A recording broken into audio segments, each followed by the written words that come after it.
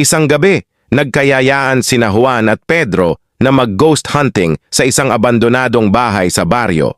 Si Juan, sobrang takot pero ayaw magpahalata kay Pedro. Si Pedro naman, cool lang na parang walang kinatatakutan. Habang naglalakad sila sa loob ng bahay, biglang may malamig na hangin na dumaan. Narinig nila ang kaluskos sa itaas ng hagdanan. Nagtago agad si Juan sa likod ni Pedro, pero si Pedro, tinawanan lang.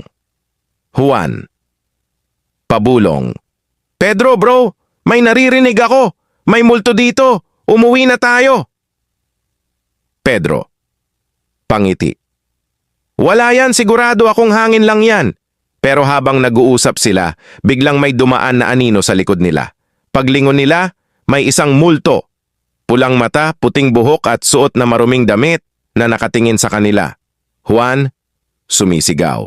Ah!